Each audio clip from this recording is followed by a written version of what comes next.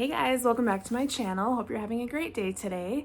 So today is going to be a little bit different video. It's still going to be about money and all of that. And I just wanted to share with you guys why I started my cash budgeting journey and a little bit about my background. The reason I started is kind of, I don't know if I'd call it interesting, but I have a good reason. So if you would like to see, just go ahead and keep watching. Also, if you would subscribe, that would be amazing, and welcome back if you are subscribed, and if you're new, welcome, and I hope you decide to subscribe.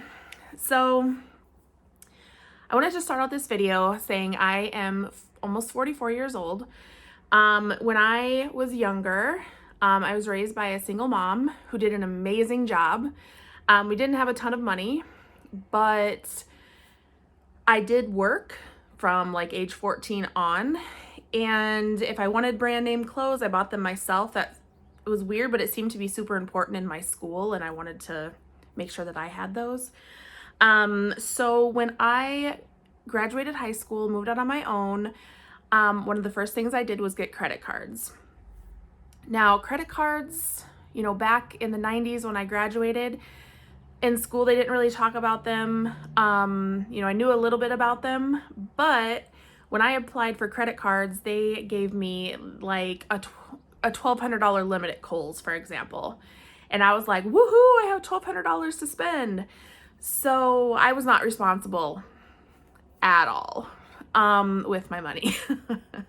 So I also got a Buckle credit card. I don't know if you know what that store is. I don't know if it's like a chain. I'm assuming that it is. It's all over the place. And if you're wondering why I look so weird, I have a really bad sunburn, so you probably can't tell, but yeah. Anyways, I got a Buckle credit card. I jacked that up as well, buying Lucky Jeans and Doc Martens and Girbauds, you know, all of that. I don't know if you know what Girbauds are, but and you know, I really didn't save. I didn't do all the things that I should have done when I moved out of high school, started to save, started to do this, that. I went to school off and on. I did end up getting a degree when I was 28 in nursing, which I don't use. So I have a lot of student loans. So for the majority of my life, I was not that great with money. In the past, I've gotten payday loans before, which don't ever do that.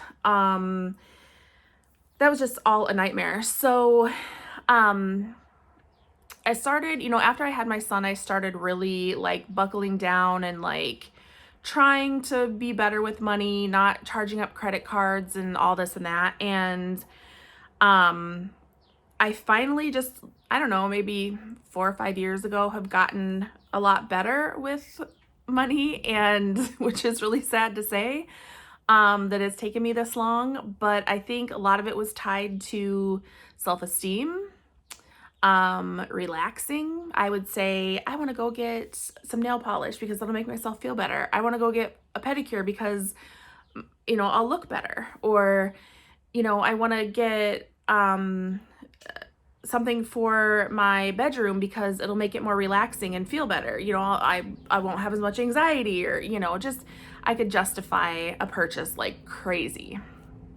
So I do still have impulse buys that I shouldn't have when I should be saving that money.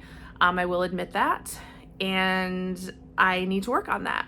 So I also had a bit of a subscription box addiction. I used to do makeup videos. You wouldn't be able to tell looking at me, but I used to do makeup videos, and I had, I don't know, 6, 7, 8 subscription boxes coming at one time. Yeah, so, you know, I justified that because I would sell the stuff on Facebook Marketplace that I didn't want. So that paid for the boxes, you know? And it was just this whole big thing about like having stuff. Like I needed this stuff. The more stuff I had, you know, it's crazy. And it was slippers, makeup, perfumes, and like lotions and body sprays. Like those were my my vice, I guess. I can't think of the right word, but those were the things that I purchased. I have since stopped all of my subscription boxes. They've been stopped for over a year. And I have also stopped purchasing makeup for the most part. I stopped doing my videos because doing the videos was based on purchasing stuff, doing reviews and things like that. And I don't know. So I just kind of stopped all of that. So I have been a Lyft driver for, I think it's been 4 years this month, part-time. I used to have a part-time job merchandising as well in different stores. So I did that, Lyft, and the job that I work at now. The job I'm at now, I've been at for about 5 years. So, that's kind of what I've been doing. So I have been able to, build up savings accounts and pay my credit cards off, and got it to where I could just use a credit card and get the cash back and pay it off before the interest rate and things like that. So I was doing, I was comfortable. I got to that point. And, I wasn't perfect. I'm still not even close.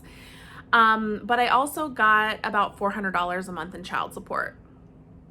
My son's dad and I have been friends for over 20 years.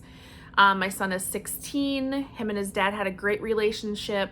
I always felt really blessed because of the relationship that my son's dad and I had, and my son and his dad. We weren't together. We weren't together since I got pregnant. We just do better as friends. And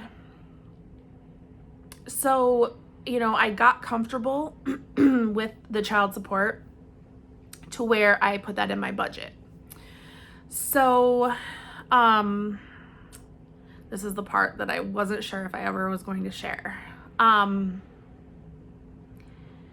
Back in, what month is it now? Back in August or September, I found out that my son's dad had been arrested. That is not something that I ever thought was gonna happen. Like, for the most part, like, he's normal, and I thought, no, that I shouldn't say it like that. Normal people go to jail, but I never thought it would happen in my situation. People make mistakes. Everybody makes mistakes. This mistake was a big one, and he is still incarcerated. I don't know what's gonna happen, if he's going to go to prison for a long time. I really have no clue. I'm not going to say what the crime was or anything like that. But I did lose child support, and I had relied on child support for the last 15 years. So I was like, oh my gosh, I'm losing $400 a month. So I had to kind of turn into survival mode. I didn't want to use savings to pay for things. I didn't want to, I don't know. I guess I don't really know. But I was like, well, shoot, there's $400 a month that I don't have. So I really started looking at my budget then. I had multiple streaming services. I had, I was getting one subscription box called TheraBox, and my favorite subscription box, definitely. And that was $40 a month. So I really started looking at my budget. I was able to make it and able to put money away, but now I lost $400 a month. So, and also, during 2020, Lyft had not been as prosperous or I didn't make as much money because I didn't drive for like 5 months during the pandemic because there was really no reason, and I didn't want to get COVID, you know? So I ended up, you know, having to use a little bit of savings during that time. Anyways, so I did start budgeting more, and I saw a video on YouTube, Baddies and Budgets, cash budgeting. And I was like, you know? And so I started like looking up stuff, looking on Etsy, looking on Amazon, trying to figure out like how I could do this, and researching and watching videos. And now I started that, I think, in like October of 2021, and it's become a major passion of mine. And that's one of the reasons that I do videos, because I want to share it with everybody. You know, I have gone from like horrible to pretty good. I have a ways to go, but I just wanted to share my journey and show you guys that, you know, even if you don't put a ton of money into, you know, into your envelopes, it is still possible to save money and have things. I need to tweak a couple things because I think I leave too much in my checking account to spend, and I need to be taking more cash out. Like, for example, in my cash wallet, taking more cash out to put in my spending. You know, I put like $10 in there. That's not realistic, you know? And so I need to be more diligent about doing things like that and being more realistic with my budget. So that's something that you'll see in my videos coming up. I need to, you know, there's times that I've had, you know, $10, $15 in clothes, and I'll go spend $70 on clothes. That's what I need to stop doing. I bought myself a rug for my room. So with doing that, I took out of my Lindsay folder, or what I always call the folder, Lindsay envelope, and my household envelope. Did I need the rug? No. But I had the money in there. And I hadn't spent any out of my Lindsay envelope since I started it. So that's at 0 right now, because I took the money out of there. So that is like what I need to do more of. But anyways, yeah, I just wanted to kind of share a short version of my budgeting journey and just let you guys know, like, for the most part, I have always been horrible with money. And it is possible to change. You know, I would say I probably had a shopping addiction. And I am in recovery, trying. So, you know, it feels great to me to have all of this money in my cash wallets. I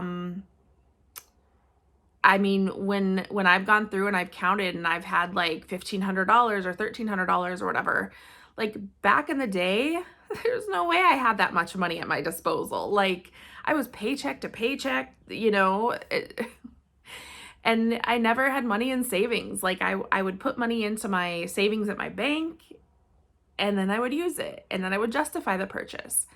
So, you know, I definitely had a shopping addiction. I definitely find times where I see stuff on TikTok or YouTube, and I'll go over and I'll put it in my cart in Amazon, and sometimes I purchase it and sometimes I don't. I think the majority of times I don't. So that kind of thing is real. And I just want you guys to know that you can overcome it. And I think I have a cash budgeting or cash stuffing addiction instead of a shopping addiction now, which I think is better, to be honest. I know it's still an addiction in my eyes, but I would rather do that than be racking up credit cards, because I had quite a few, and I worked my butt off to pay those off. So But now I am still at the same job. I've been at my full-time job for 5 years, over 5 years. My anniversary was last month. I have a new part-time job, and I don't know if I want to share it in this video, or maybe I don't know. This video is getting long. I'll just tell you what it is. So it's OnlyFans. No, I'm just kidding. It's not. It is called We Go Look. And it's not real tapped into where I live yet. I don't think a lot of people know about it. So in bigger areas, there's probably a whole lot more. And basically, just a quick rundown of what I do is there are automotive inspections where you go out and inspect vehicles, but really all you do is you go out and take pictures of them for insurance companies. You go by houses and check for occupancy, and you take pictures, which I feel like a creeper. You do product recalls, which I have done like, I don't know, probably 50 of them in the last couple of weeks, and that's where I've made most of my money. My first paycheck that I got from them was right around $400 for 1 week. And what I did with a lot of that is I bought some binders, tons of cardstock, what else? Vinyl for my Cricut and things like that. So I didn't have a whole lot left over, but I wanted to do that for my Etsy store because that's something that I am passionate about as well, even though I'm going to be getting it up here very soon. So anyways, but this We Go Look is something that I can do, I can go run and spend a half an hour doing it after work and make $25, for example. Or spend 5 hours on a Saturday doing these recalls and make a couple $100s. So, excuse me, sorry.